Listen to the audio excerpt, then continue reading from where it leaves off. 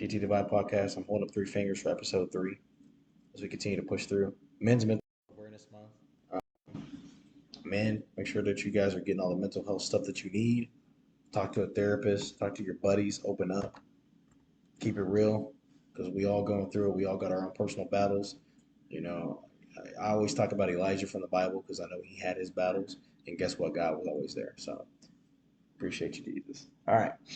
So we're going to talk about the third thing that happens that that God does when you now that you've gone out of the narcissistic relationship or the borderline personality relationship. Now you've been mentally beaten, you've been mentally bruised, you've battled, you've got some scars that you got left over, but now you're gone, you're out of it.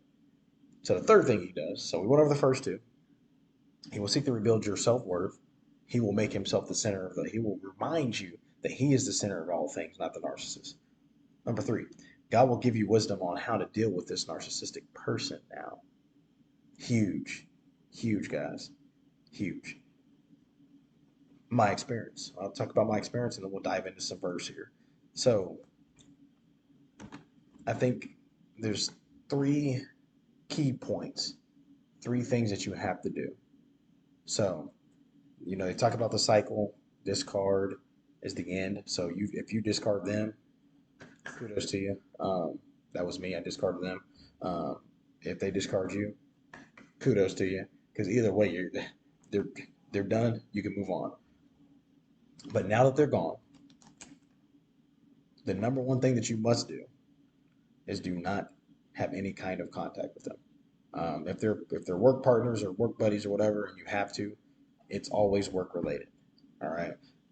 No, how are you doing? No, none of that crap. Don't go there. Don't do it. Don't do it. If they try to contact you, which they will, um, if it ain't work related, then it don't need to be talked about. Um, because what'll happen um, is that you'll go through the ringer. They'll wait a little bit till things calm down, and then they'll try to come back like nothing happened. Um, People fall for that shit. People literally do fall for it. Like there'll be people that'll literally want to kill themselves after this person left the first time, discard them, and then they will never heal, and that's what they want you to do. If you never heal from the abuse, they know they can just let me text you real quick. You're back, and then they use you again, and then you end up worse than you were the last time, and then you just keep going because you think this person loves you, but they don't love you. They don't even love themselves. How's somebody gonna love you? They don't even love themselves, and they'll tell you that they don't love themselves. So if somebody tell you that they don't love themselves, listen to what the hell they're telling you and take that advice. So number one, you cannot contact that person. Zero contact at all. Like you have to cut it all the way off. They will try to reach out. They will try to have other people reach out to you. Um, those are things that they do because they're looking for a door. They keep the door cracked, right? They're looking for a door to come back in. Don't do it. Lock that damn door. Because when God get involved, God will slam the door shut and lock it. And if God closes the door, it can't be open. Two, the second thing you got to do, whether or not they discard you or you discard them or whatever, it doesn't even matter. As long as you are released of the pain and torture. Number two, heal. Heal. If you're a Christian, pray a lot. If you're a Christian, pray a lot. And then read First Kings chapter 19 about Elijah and his encounter with Queen Jezebel, which you know how I believe. I believe that a lot of these mental health stuff is evil. It's demonic. It is not like I know they tell you, oh, kids trauma turn them into the. I'm like, kids don't torture people. Like you don't get a 2 or 3 year old torturing people. There's an element of evil involved there with spirit, and God will deal with these people accordingly. You don't have to. So revenge, if you seek revenge or whatever, don't even seek revenge. Like let that go. Like don't do that. Heal, pray, heal, seek help. Seek help. Um, Counseling is good. Helped me a lot. Like it's helped me a lot because one thing that I learned in counseling, and the one thing that I battled with was crazy, is wondering if I was a damn narcissist. Like my counselor was able to walk me through. No, you're not. Like you're not. You're not. You're not that. That's not you. You have empathy, which I do. I feel remorseful for things. If I mess something up, like I feel bad when I mess stuff up. Like I feel, right? And so he said you're extremely empathetic. He called me a crazy empath. And so I'm like, dang, well, that made me feel good. Like that was reassurance to me that I didn't become the type of person that they wanted me to be, right? They wanted you to be this, they wanted you to do this, and wanted you to do that. The third thing you must do, and this is key, this is one of the keys. Like you already, no contact, you don't talk to them no more. You seek help, right? Number three, grow. Grow as an individual, grow as a person, right? Allow Jesus to work through you so he can grow you so that this never happens again. Strength, build strength. Wisdom. You guys know what I think about wisdom. I've spoken about it before. So have those elements in mind as you're moving forward, as you're pushing forward, you're pushing on. Have those things in mind. So let's talk about it.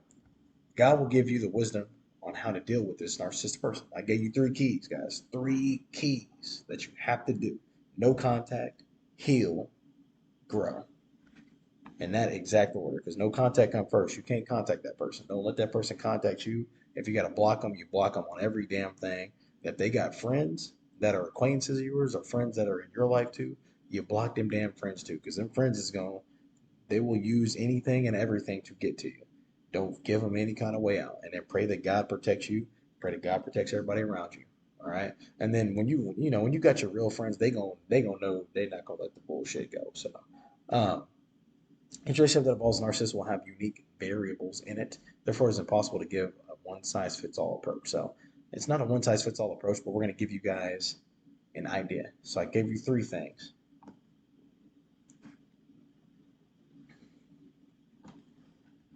And this is crazy because I was reading this earlier and I wrote it down. I was like, this is important. For example, if your boyfriend or girlfriend has mentally abused you because they are a narcissist, you should break up with them and not speak to them again because they are not showing the biblical qualities needed for marriage anyway. So unless you're just dating just to hang out and do whatever and fornicate or whatever you want to call it, whatever. But if you're dating to marry that person, you ain't gonna be able to marry that person. So dating them serves no biblical purpose. Like, what's the point dating them? Like, why? This also goes in. So also going to say if it's a pastor that's abused you, distance yourself from the person either through helping the leadership remove him or by leaving the church altogether. Because you have narcissism church. We talked about Micah Miller and John Paul Miller, their case.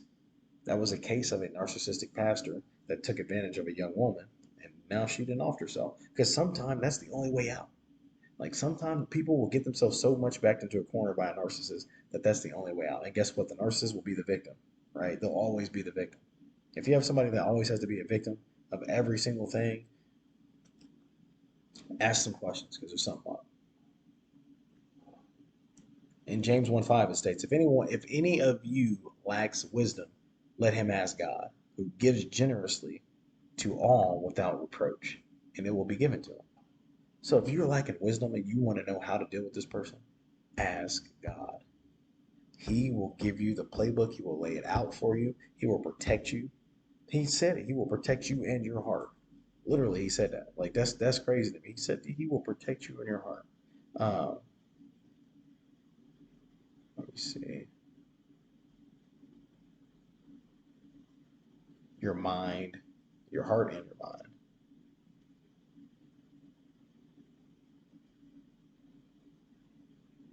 And it's crazy because you go through this battle and you lose yourself, and then you got to pick up the pieces, right? And you got to pick up the pieces, and you've isolated, right? So you've isolated. You don't even talk to nobody. They want all your time, they want all your energy, they want all your resources. They will suck you dry till you have nothing and not even care. Like they don't care.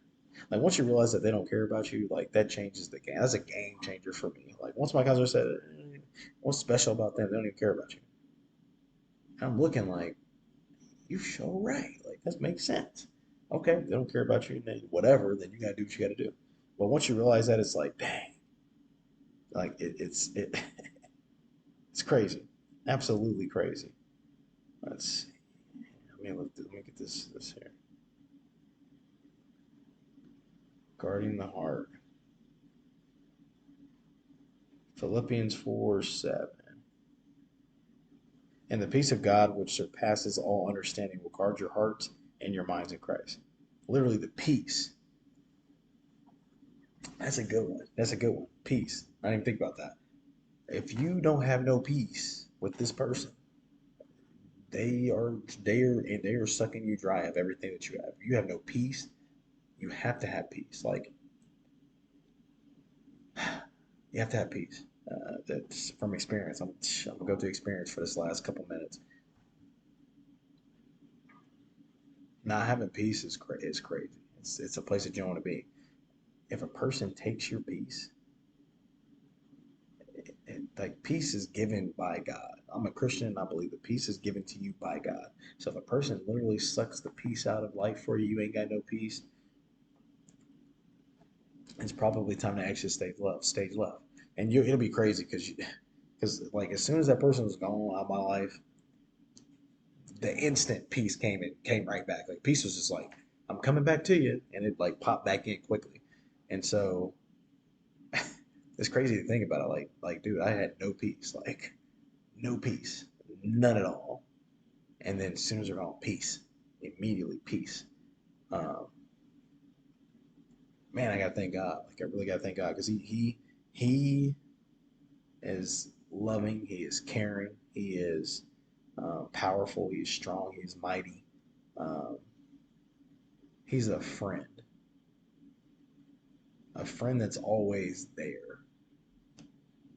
So when I think about Peter, when he went to go walk on the water and he kind of lost it a little bit, um, it's crazy because he was the only, like, even in the moment when you're being brought out of a situation like that, you still have to keep the faith. Like, the faith can't just go away just because now you walking on water. You didn't came out a little bit, and so now you just lose the faith. No, the faith has to keep going. Like, you have to stay faithful through the whole process, through your whole life, essentially. And so that's what gets me the most when I think about this stuff. Is like, even Elijah, man, he sat there and he was like, man, just take me, just take me. This is too much. Elijah encountered a damn narcissist. Like he encountered in the Bible, he encountered a narcissist. Queen Jezebel, that's what the heck she was. She was a narcissist. He encountered one.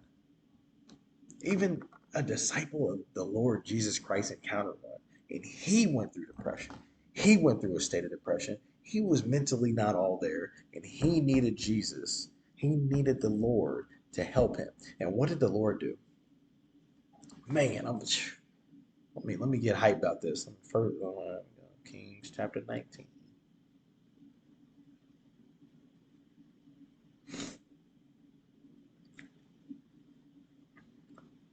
Jezebel was tormenting this guy, man. Sending messages. It's the telling his torment. It's torment. So Elijah was afraid. He ran for his life when he came to Beersheba in Judah. He left his servant there. So he literally ran. And this is what he said. This is the part. He came to a broom bush, sat down under it, prayed that he might die. He said, I have had enough, Lord. Take my life. I am no better than my ancestors. Then he lay down under the bush and he fell asleep. So he encountered one of these individuals that we talk about. And God, because of who he is, was there the whole time. So he sent an angel. He sent an angel twice. Um, and they nourished him. He found rest. He asked for rest. Because sometimes at the end of the day, that's what you need. You need peace. You need rest. Because there's a battle brewing. And sometimes that's what you need. And so don't hesitate to when you pray to ask God to give you rest. Because it's okay.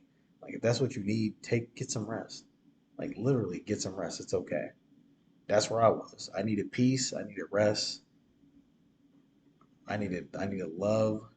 I needed I needed to be slapped upside the head, essentially. Luckily, I did get slapped upside the head twice, so Jesus slapped me twice. Uh, prayer. Um, I started asking for specific prayers. I remember texting my a good buddy of mine. He's like a brother to me, Clint. He, I remember texting him like specific prayer. Like it was, and it's crazy. And it's like he knew. It's like he knew. that I needed some type of prayer. It's like sometimes when you got brothers out there in Christ, like they just know. They literally just know. So we talked about Elisha. Um, so I asked him specifically. He said, so we were talking about getting together. We're gonna do a podcast. We're gonna do a podcast soon. I'm getting my boy again, and it's crazy. Like it's like he knew. He said, "How can I pray for you?" And I said, "Pray. The Lord gives me rest, protects my heart and mind, also that He restores my faith." That's what I asked him to pray for. Like literally specifics. And it's crazy because he knew something was up without me telling him something was up. He knew. He knew something was up. And so that it's good to lean on your friends. Like it's good to have you got a circle of people that will step out there, stand out there, and be a rock for you, right? When you're doing this race of life and you're going through the obstacles, this is not a one man show. You got to pass the baton sometime. You got to pass the baton. So I passed the baton to my buddy, and he prayed, man. He literally prayed for me. And I've never. And it's crazy because I've never asked him for a specific type of prayer until this. I asked him for a specific type of prayer.